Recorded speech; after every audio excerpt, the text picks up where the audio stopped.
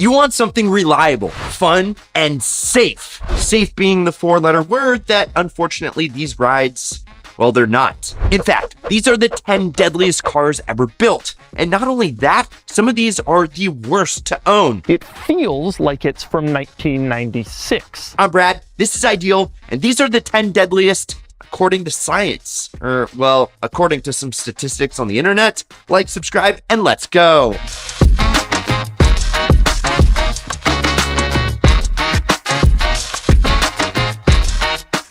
The Chevy Sonic RS is celebrated as an affordable, quirky, lively subcompact that offers actually pretty decent driving dynamics for a car in its class, without a hefty price tag. So of course it appeals to new drivers. It's got a kind of sporty design that gives off a performance-oriented vibe. You get turbocharged performance, offering zippy acceleration and decent torque, RS Sport Tune suspension that ups the fun factor, and if you want to shift it yourself, a manual transmission. And because it's a subcompact, it's at the intersection of driving enjoyment and low cost of entry. Except what's not fun is how prone these cars are to rolling over, both in normal driving and when involved in an accident. Hence, why it makes the list with an average of 107 deaths per million registered vehicles. And guys, real quick, do you want to win this insane 700 horsepower Nissan GTR plus a crisp $10,000 cash right in your pocket? Well, right now, just click the link down in the pinned first comment and get 100 free entries. Yeah, no obligations, no contracts, no nothing, just 100 free entries. Click down there, but you're gonna wanna do it now because, well, if you don't, someone else will. Now, back to the show. Ha! Yes, the Chevy Camaro, an iconic American muscle car that is a blast behind the wheel. Under the hood, you're getting either a potent V6 or a ferocious V8. Their roaring power makes quick work of highway on-ramps. It's so much fun. This thing looks fast just standing still. The muscular aesthetics are a nod to the heritage and legacy that this bow tie special has been serving up the tarmac for decades. And with the shift it yourself option, there are very few more engaging motoring experiences out there. Plus, with special editions like the fire-breathing ZL1, you essentially get a race car for the road. And that's why the Camaro made this list with 110 deaths per million. It practically begs you to push the limit, even in the base model, and that comes with inherent risks. It's just not a good starter car. No matter how good you think you are at driving, if you've got a high-powered rear-wheel drive car and have never done a driver skills day, I'm begging you. It's cheap, and you'll learn a ton. Kia is known for their industry-leading warranty, but you gotta stick around long enough to be able to use it. And unfortunately, that's not what the Forte's forte is. Yes, the value proposition, well, it's there. It's a compact sedan that offers a lot of bang for your buck, coming loaded with features that are usually only found on more expensive vehicles.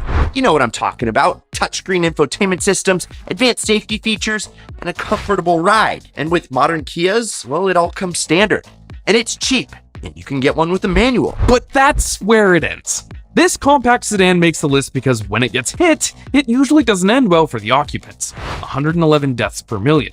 To be clear, we're not saying this car isn't safe. In fact, crash test ratings are pretty good, except in side impact, where it tested just don't get T-boned in a Forte, I guess. Next. These things are surprisingly quick, especially the ones with fake paper tags or worse, no license plate at all. Jokes aside, Nissan's big Ultima Energy sedan is a mid-sized car that's been a staple in Nissan's lineup for decades. It's got somewhat modern styling, efficient powertrains, a relatively comfortable ride, and for some reason, they're always sporting paper plates and going 90 on the shoulder. I'm not gonna lie, Ultima drivers have done some pretty dumb stuff in front of these two eyes. And that's exactly why I don't think any of us are surprised to see it on this list. It's a shame, because it's not necessarily a bad vehicle.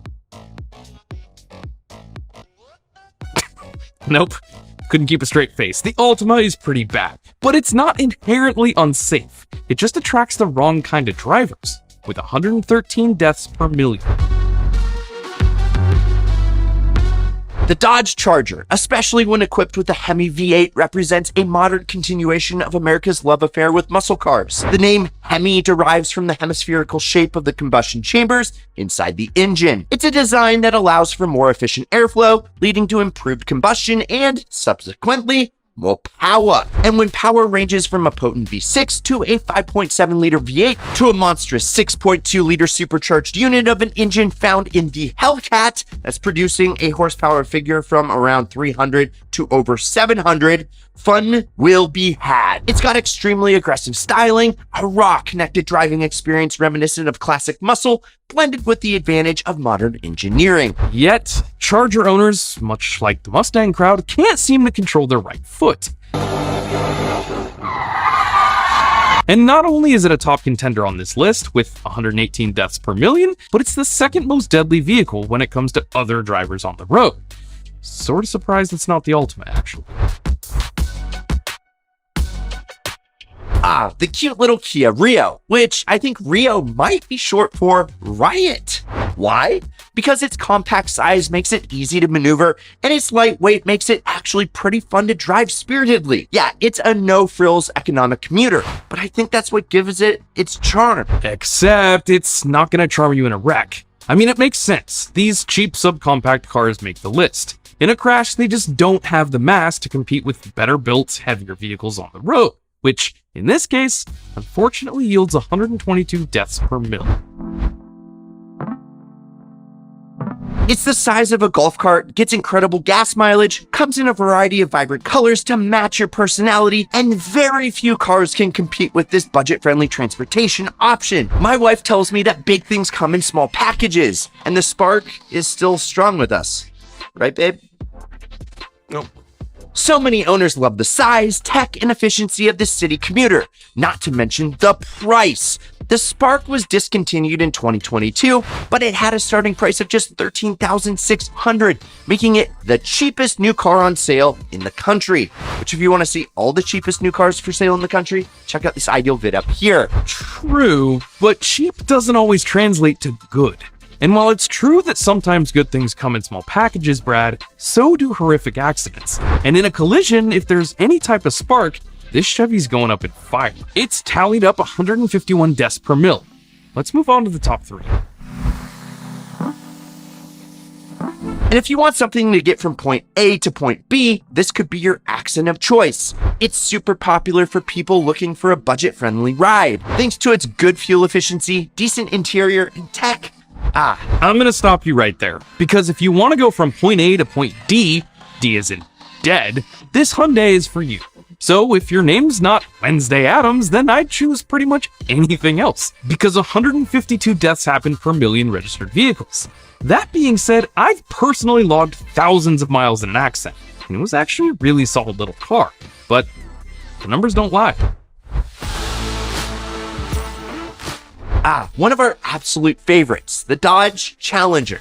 Even the slow ones are still fast AF. And the new SRT Demon 170 had a mind-numbing 1,035 horsepower under the hood. The beautiful RT, the spooky Scat Pack, and the hellish Hellcat give buyers varying levels of performance to choose from. They are an absolute sight to see on the road, and they're an absolute blast behind the wheel. There's just nothing that moves or sounds like it in the world. Just watch out for the guys that don't remove their front splitter covers.